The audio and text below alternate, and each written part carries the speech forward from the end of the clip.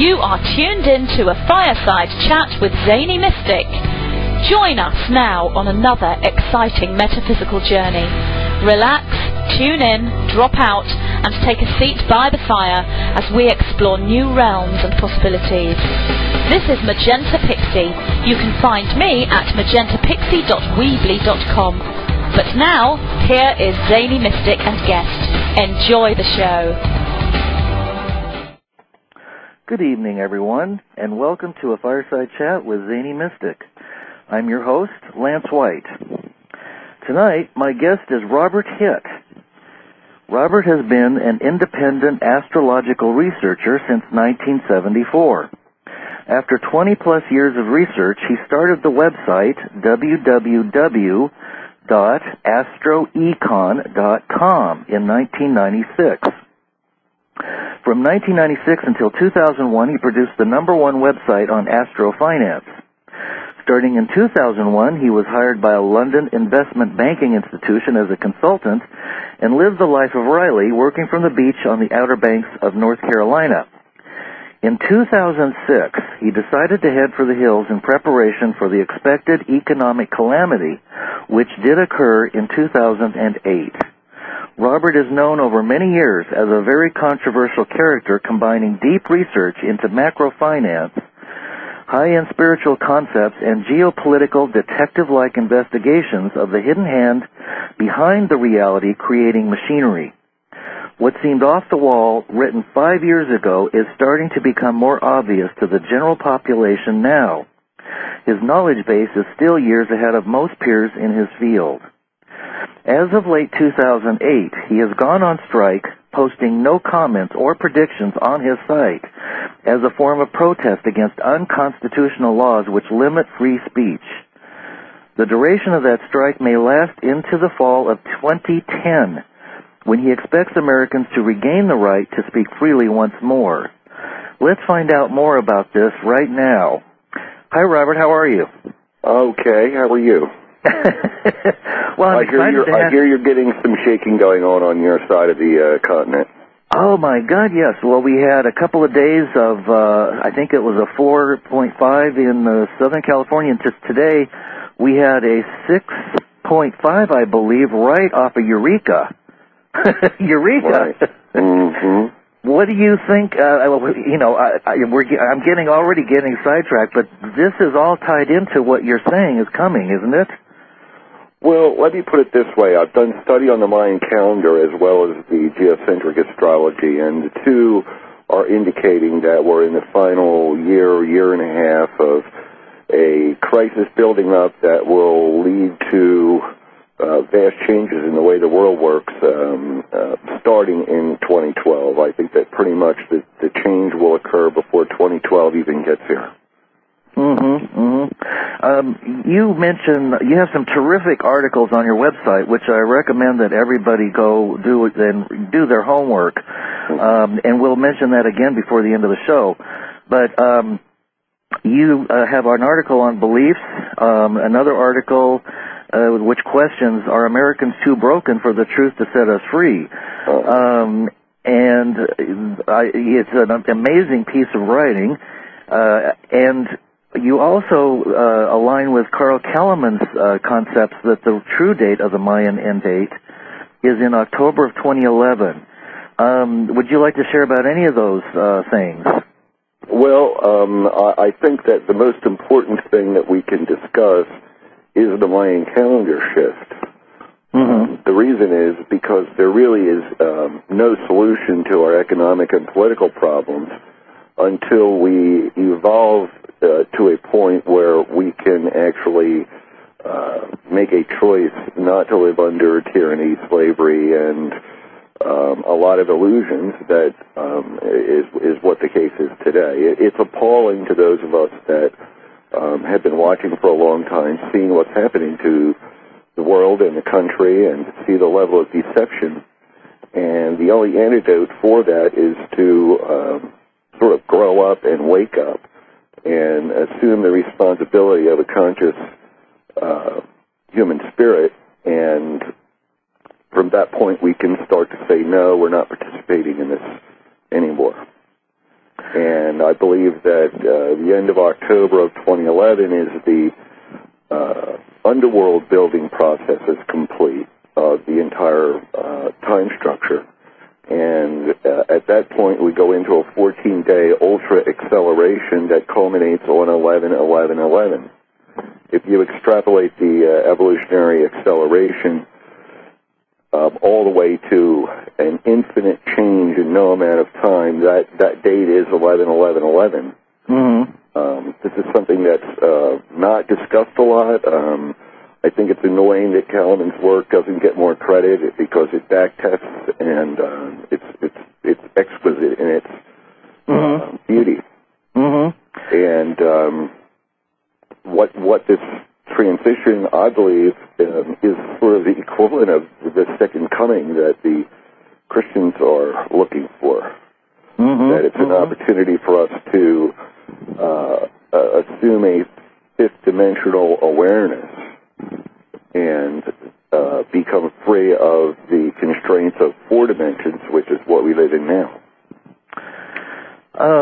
I agree with everything you've been saying, and no matter how many times I look at these diagrams on the Mayan calendar, my little pea brain gets confused about the way that it works. And you've laid it out very nicely, and maybe you could help me and all of us understand a little bit better what these concepts are and how, because it's about consciousness, isn't it? Well, it's about the evolution of consciousness. Okay. and the pyramid is the physical model that we can look at, and the base of the pyramid is 16 billion years, and then each layer on top of that is 20 times faster. So what happens is that as the evolution increases, then the amount of time that it takes for one order of magnitude of change decreases by 20 times. So what we're in right now is a period where you have one order of magnitude of change in only 12 years. This started in 1999.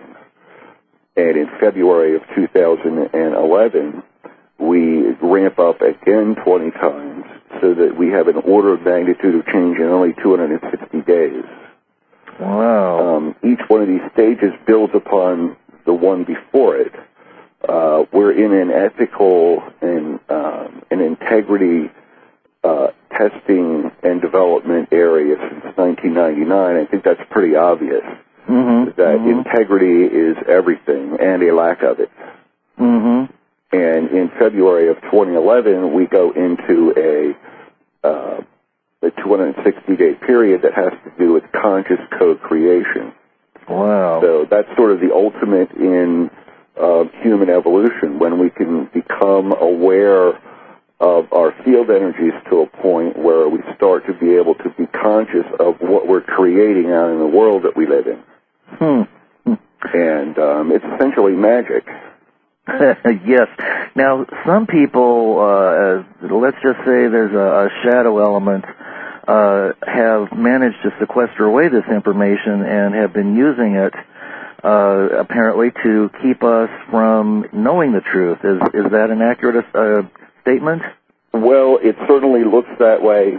I'm an astute observer of events as they're occurring, and what it looks like is that there's scripting going on, and there's a plan. And it wouldn't surprise me if Mayan calendar timing is part of the scripting. And right. it definitely shows up in the geocentric astrological aspects. And the way that events are happening now in the context of the regular astrology is pretty stunning, too. So I believe that this is an attempt to keep the majority of people from waking up, and I am, and other people in my position that have been at this quite a while. Yes. We've sort of taken it upon ourselves to, beat the drums and yell from the rooftops and to try and, get people to wake up, because we're the ones that make the decisions. They cannot enslave us unless we give them our consent. Yes, yes. And unfortunately, it appears as if the majority, at least until now, has been giving away their power to others. Right. And it's very disappointing. It's demoralizing to those of us that have been working for a long time. I have conversations with other people in my field and other areas of forecasting and observation, and we're all kind of reporting the same thing. It's very difficult to watch this. Yeah, I know that Webbot Cliff is having a very difficult time of it, and I had a conversation today with Les Visible, who many people may or may not know, but this is one of the truly brave warriors for truth that's out there on the internet right now, and he's having a really tough time of it. Mm-hmm. It's almost like you don't know what to do at this point except sit and wait. It feels like time is so short that there really isn't a whole lot that you can do except hold on tight and, buckle your chin strap. Yeah, I agree with you totally on that. I read Les's blog today, and it was absolutely brilliant. I agreed with it totally. What is his blog site anyway? Well, you can get to it by going to Smoking Mirrors. Smoking Mirrors, yes, yeah. And he's at a point where he's wanting to throw his hands up, and if you've been following Cliff has also been there in the last year, and I've sort of shut down my comments. And it isn't that we're being selfish, as a few people have accused me of. It's just that I don't know what to say to people anymore. Yeah. Those that are wanting to wake up at this point, if you haven't already started, you're hopelessly behind, it feels like. Yeah. And I hate to be judgmental about it, but I'm trying to help people, and those that have not really put much effort out up until recently, it blows their mind. They cannot handle what I can teach them. Yes, yeah.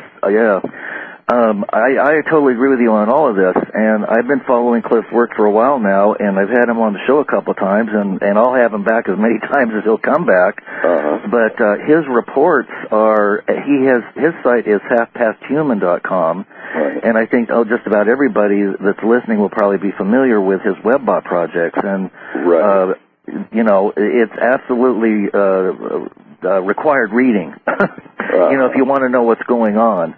Right. So, well, Cliff and I have been in contact for years. We do share information. We try not to cross-pollinate one another. Right. But Cliff is able to see the thought forms on down the timeline.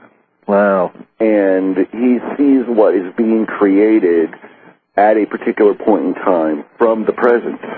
Wow. Now, the astrology gives me the ability to know about a quality of what a particular time out on the timeline is going to be, what types of energies are there. Mm-hmm. But I have to use intuition and more or less psychic abilities in order to see these things, whereas Cliff is actually tapping into the sort of mass psychic ability that leaks out in the language. It's brilliant, and the two things that we do complement one another. Yeah, they're beautiful aspects of expressing what's really happening in the quote real world, which is largely invisible for us right now. Mm-hmm. Well, the past does not exist in anything but a quantum sense, and the future does not exist in anything but the quantum sense. Mm-hmm. Now, here's a concept that people don't think about much, but it's true. From the present, you can change the past, as well as change the future. Mm-hmm. And how you change the past is you change your perception of it. Mm-hmm. And then that affects what you're seeing in the present. Right. And this is one of the tricks of the propagandists, is that they rewrite history.